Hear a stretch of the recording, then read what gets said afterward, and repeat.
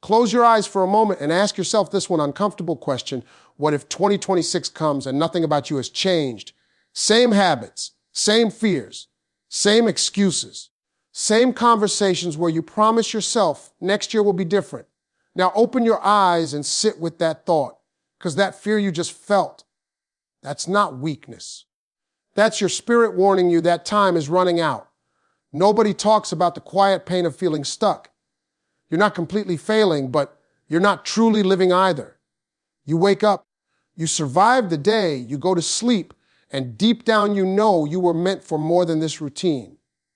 You weren't created just to pay bills, scroll on your phone, and watch other people live the life you keep postponing.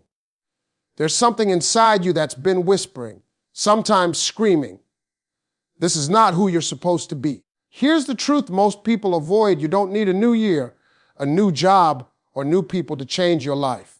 You need a new you. And rebuilding yourself doesn't start when everything is perfect. It starts when you're tired of being disappointed by your own potential. It starts when you finally admit that the version of you that got you here cannot take you where you want to go. 2026 is not coming to save you. No calendar, no countdown, no motivational quote on social media is going to magically fix your life. The only thing that can change the future is the decision you make when nobody is watching. The moment you stop asking, why is this happening to me? And start asking, what is this trying to turn me into? You see, breakdowns are not punishments. They are invitations. An invitation to rebuild stronger, wiser, and more disciplined than before. And the reason this message is finding you right now is not an accident. Something in you already knows it's time. Time to stop surviving. Time to stop waiting for permission. Time to rebuild yourself from the inside out, mind, habits, confidence, and faith. Because if you're brave enough to rebuild, 2026 won't just be another year you lived through. It will be the year you came back to life. Accepting that you are broken is not an admission of failure. It is an act of courage. Most people spend their entire lives pretending they're fine because they're terrified of what it might mean if they admit they're not.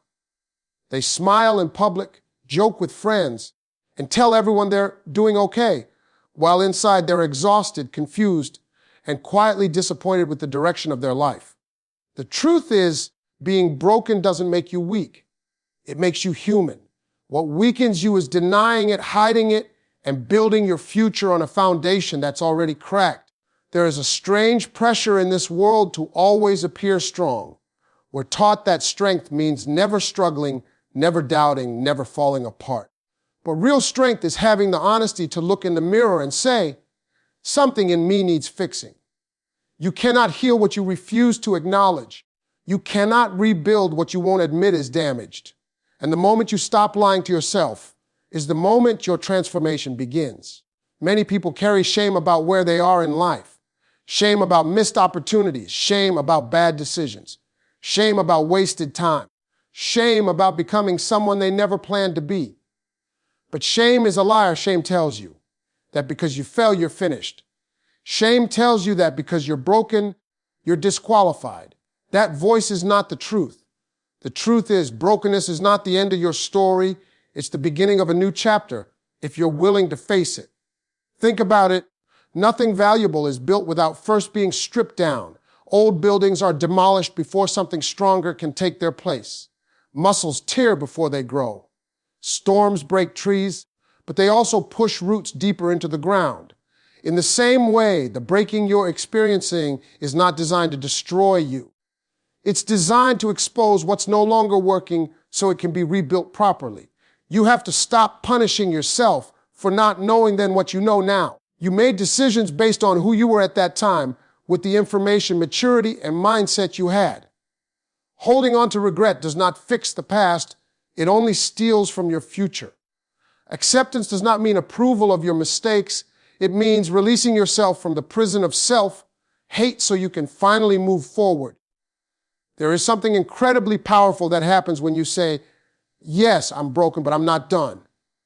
When you stop performing for the world and start being honest with yourself, you reclaim your power. You no longer waste energy pretending. You no longer compare your behind the scenes to someone else's highlight reel. You begin to work on the real issues. instead of covering them up with distractions. A lot of people try to rebuild their lives without addressing what broke them in the first place.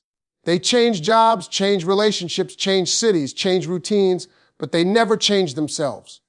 And everywhere they go, the same patterns follow them. The same habits, the same fears, the same self-sabotage. Not because life is against them, but because they never stopped long enough to confront their inner damage. Accepting your brokenness means owning your patterns.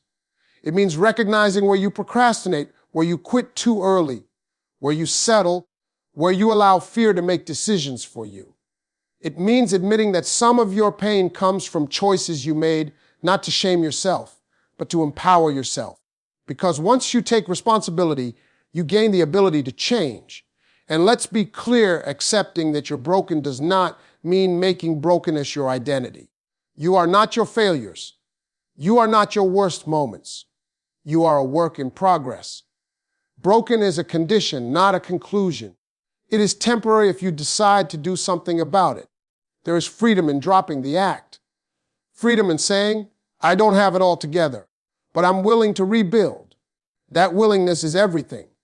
That humility opens doors discipline never could. It allows you to learn, to grow, to ask for help, to start again without the weight of pretending you already know everything. 2026 doesn't require a perfect version of you. It requires an honest one who says, this is where I am, but this is not where I'm staying. An honest one who understands that rebuilding starts with truth, not confidence. Confidence comes later, after the work, after the healing, after the discipline. So if you feel broken right now, don't run from it. Don't numb it. Don't hide it. Sit with it. Learn from it. Let it humble you, not harden you. Because the strongest people you'll ever meet are not the ones who never broke. They're the ones who broke, accepted it without shame, and decided to rebuild themselves into something unrecognizable. And when you do that, you'll realize something powerful. You were never broken beyond repair. You were just being prepared for a stronger version of yourself. Letting go of the old version of you is one of the hardest things you will ever do, not because it's impossible, but because it's familiar. The old version of you may be tired, inconsistent, fearful, and full of excuses, but at least you know how to live with it. There is a strange comfort in staying the same, even when staying the same hurts. Growth demands that you step into the unknown, and the human mind will always try to convince you that what's familiar is safer than what's necessary. The truth is, you cannot carry an old identity into a new season. You cannot keep the same mindset, habits, and behaviors and expect a different life. It doesn't work that way. The future you keep dreaming about requires a version of you that does not yet exist, and that version cannot be born until the old one is released. Most people say they want change, but what they really want is improvement without sacrifice. They want success without discomfort, confidence without discipline, and growth without letting go. But transformation has a price, and the price is always the same. The person you've been must be surrendered, so the person you're meant to become can emerge. The old version of you is built on past decisions, past fears, and past limitations. It learned how to survive, not how to thrive. It learned how to make excuses sound reasonable, how to delay difficult actions, how to settle for good enough, while quietly knowing it could do better. That version kept you safe, but it also kept you stuck.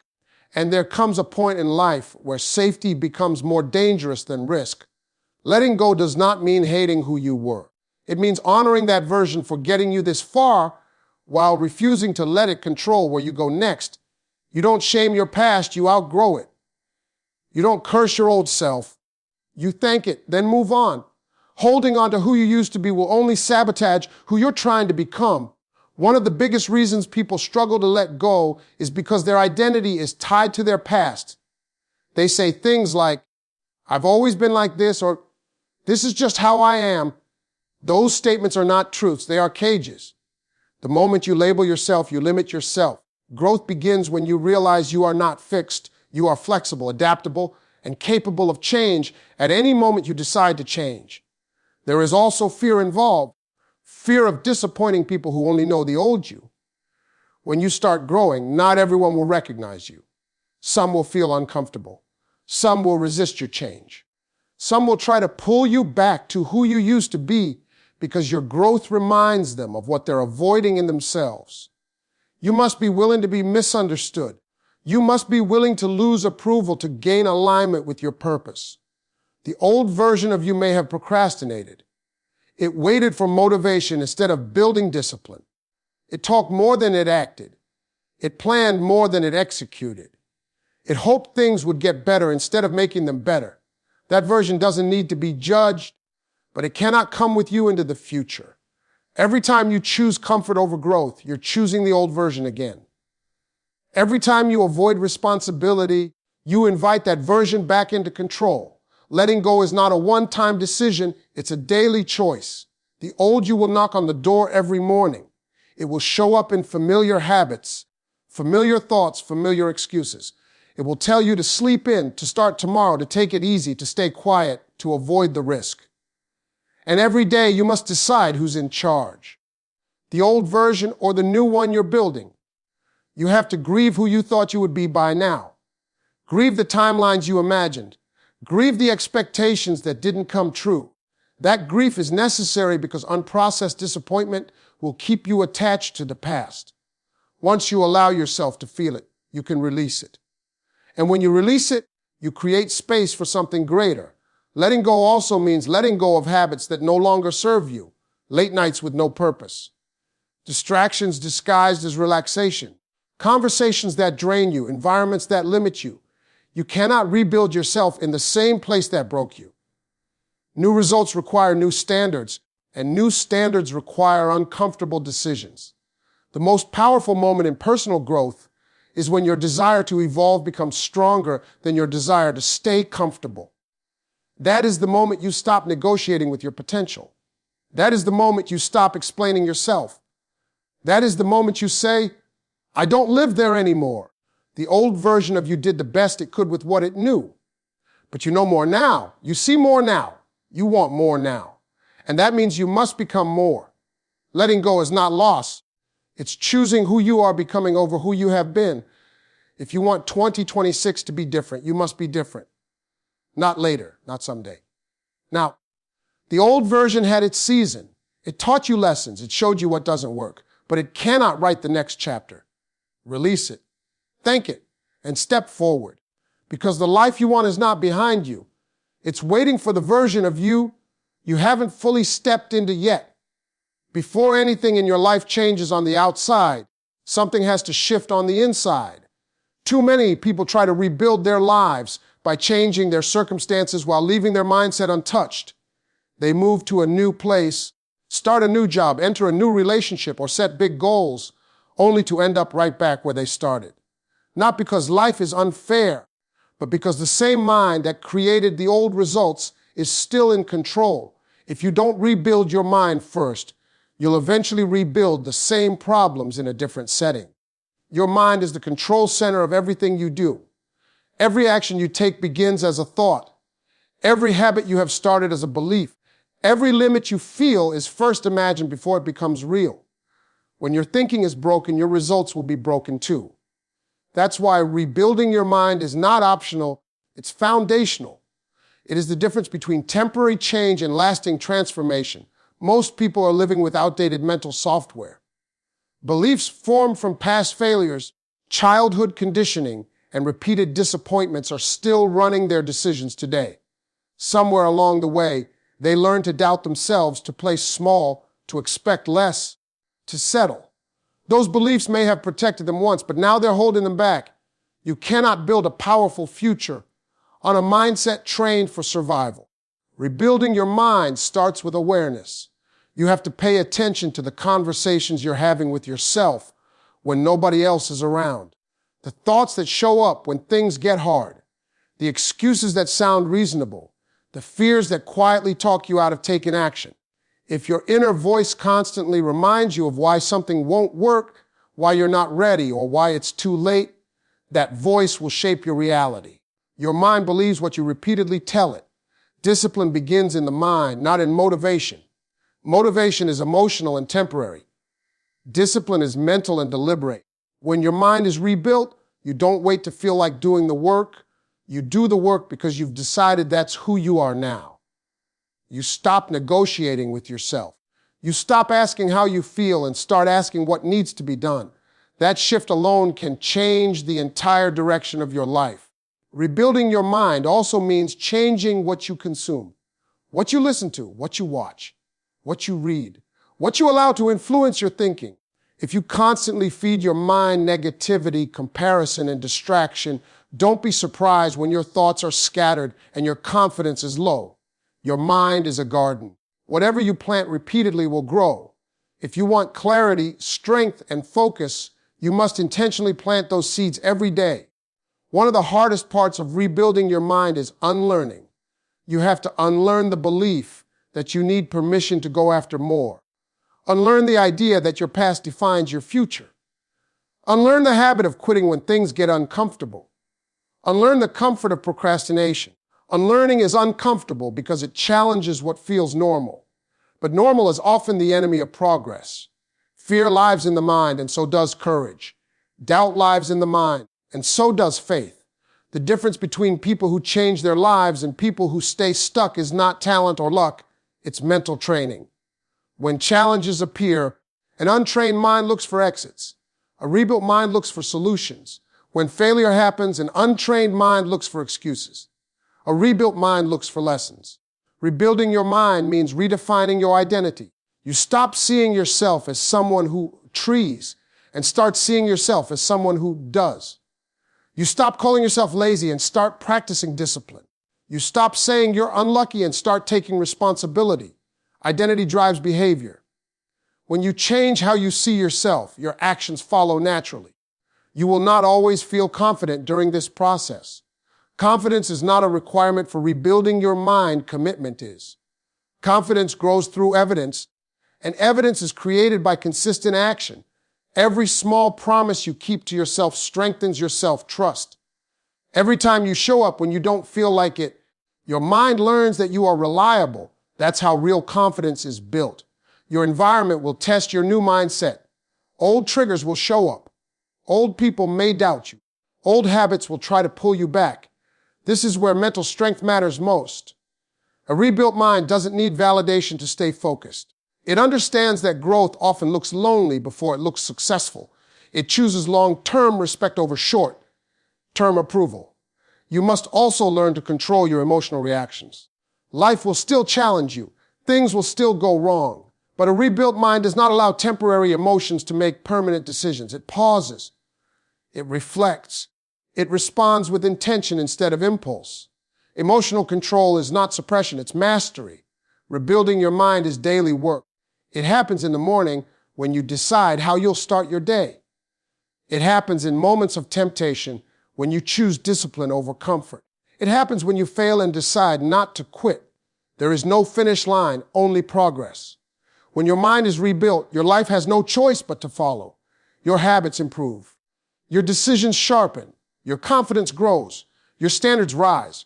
You stop waiting for the perfect moment because you understand that action creates clarity, not the other way around.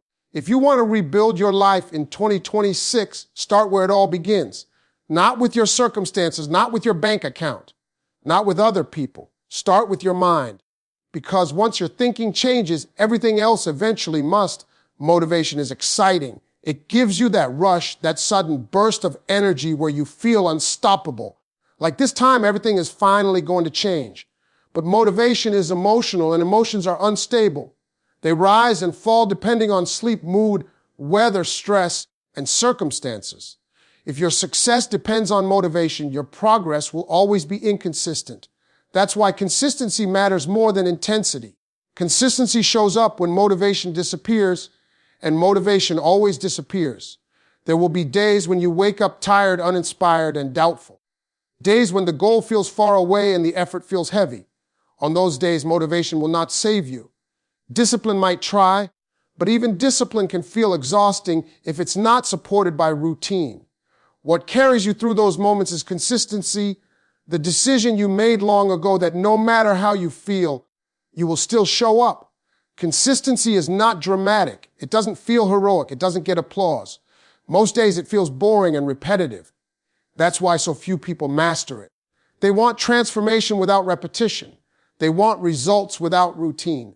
But every meaningful change in life is built through small actions done over and over again, long after the excitement has faded. The truth is, you don't need to feel ready to be consistent. You just need to be committed. Commitment does not ask how you feel, it asks what you agreed to. When you commit to a process, you remove emotion from the equation. You stop negotiating with yourself every day. You already decided. That decision is what saves you when motivation fails. Think about how habits are formed, not by doing something once, but by doing it repeatedly until it becomes automatic. At first, it takes effort. Then it takes less effort. Eventually, it takes almost none. Consistency rewires your brain. It turns effort into identity. You stop forcing yourself to act because action becomes who you are. One of the biggest mistakes people make is waiting for the right mood to do the work. The right mood rarely comes. And if it does, it doesn't stay. Consistent people understand that action creates motivation, not the other way around. When you move, even when you don't feel like it, momentum begins to build. And momentum is more reliable than motivation. Consistency also builds self-trust. Every time you keep a promise to yourself, your confidence grows quietly. Not the loud confidence that comes from words, but the deep confidence that comes from knowing you can rely on yourself. On the other hand, every broken promise weakens your belief in yourself. Over time, inconsistency doesn't just delay results, it damages your identity. You don't need to do everything perfectly to be consistent. Perfection is another trap. Consistency is about showing up, even when your effort is imperfect. Some days you'll give 100%. Some days you'll give 40%. The win is that you showed up at all. Progress is built on presence, not perfection. There will be moments when you feel like quitting because the results are slow. This is where most people fail, not because they can't do the work, but because they can't wait. Consistency often looks unrewarded before it looks successful. Seeds grow underground long before they break the surface. If you quit too early, you never see what your effort was about to become. Consistency also protects you from emotional decision-making. When your routine is established, you don't have to think about what to do, you just do it. This removes friction.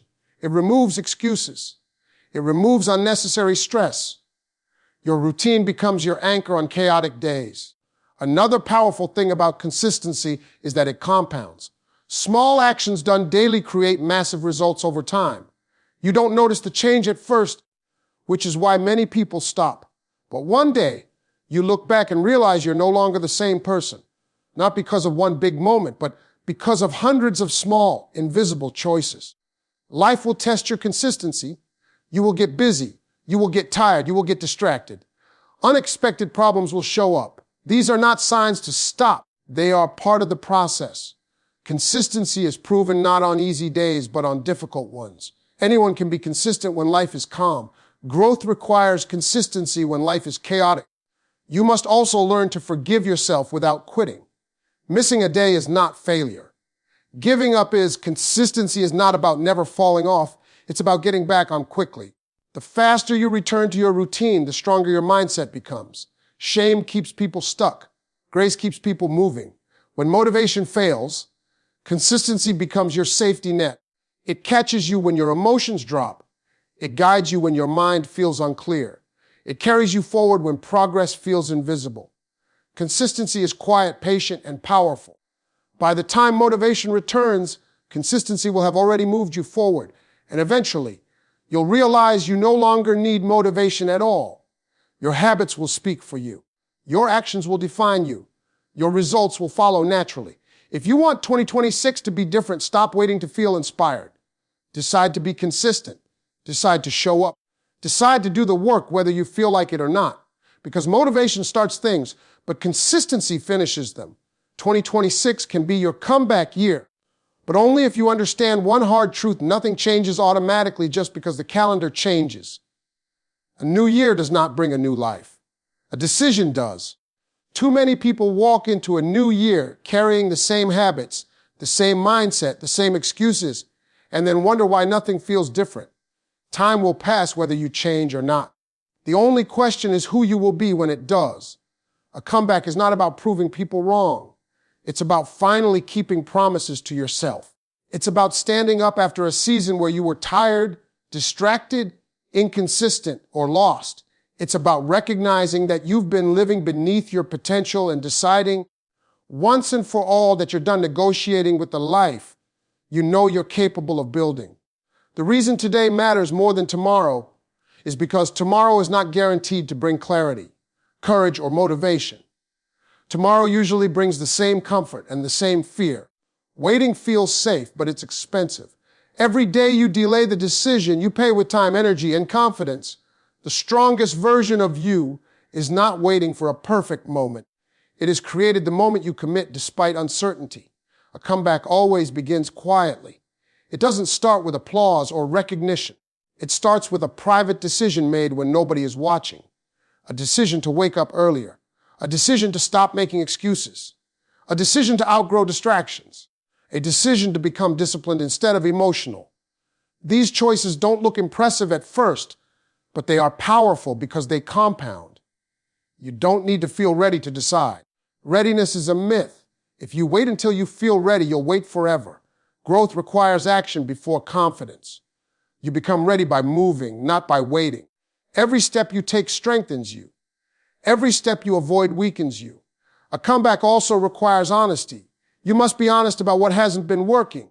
Honest about how you've been spending your time. Honest about the habits you've been protecting instead of changing.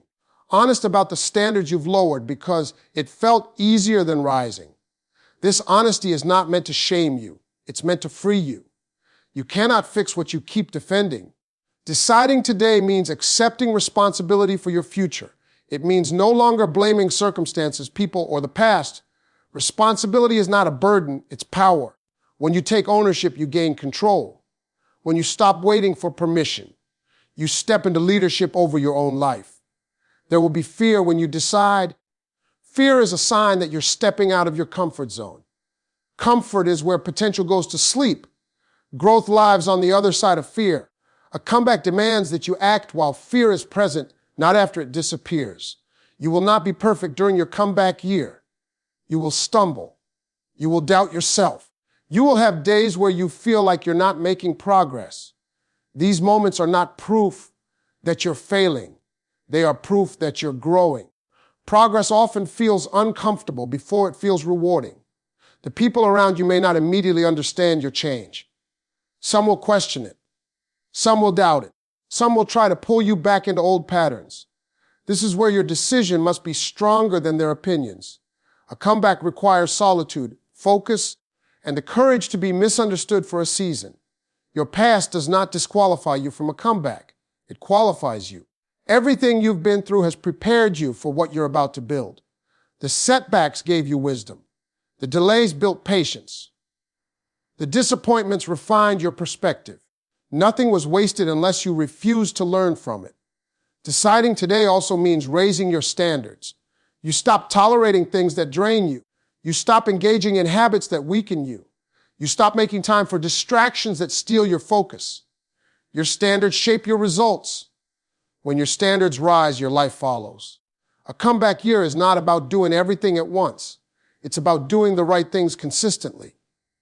It's about stacking small wins daily. It's about building momentum through discipline, not excitement. The days will not always feel significant, but they are. Imagine looking back at the end of 2026 and realizing you didn't quit, that you stayed consistent, that you became more focused, more disciplined, more confident, that you didn't become perfect, but you became better. That version of you is built one decision at a time, starting today. 2026 will happen whether you decide or not. The only difference is whether you arrive there as the same person or a transformed one. So decide today, not next week, not next year. Today, because comeback stories don't begin with luck. They begin with a decision. This is your moment, and moments like this don't come with noise or warnings. They come quietly, asking one simple question: what are you going to do now? Not tomorrow. Not when things get easier. Now. Because everything you've heard up to this point means nothing if it doesn't lead to action. Motivation fades. Speeches end. But decisions echo. You have two choices. You can leave this message inspired and do nothing, or you can leave changed. You can return to the same habits, the same excuses, the same comfort that has kept you stuck, or you can step into discomfort and finally become the person you've been waiting for. No one is coming to save you. And that's not bad news. That's powerful news. It means your future is in your hands. Rebuilding yourself is not about perfection. It's about commitment. It's about getting up when you fall. Showing up when you don't feel like it. Staying disciplined when no one is watching. Becoming reliable to yourself again. The strongest version of you is not loud, flashy, or dramatic. It's consistent, focused, and relentless. 2026 does not need a lucky you. It needs a disciplined you, a focused you, a courageous you. One who understands that pain is temporary, regret is permanent, and growth is non-negotiable. The days will be hard. The process will be slow, but the reward will be worth everything you give to it. One day you will look back at this moment and realize it was the turning point. Not because life suddenly got easier, but because you got stronger, because you stopped running, because you stopped waiting, because you decided to rebuild yourself from the inside out. So stand up in your mind right now and make the decision. No more excuses, no more delays, no more half effort. This is your rebuild season. This is your comeback. And if you stay committed, 2026 will not recognize you.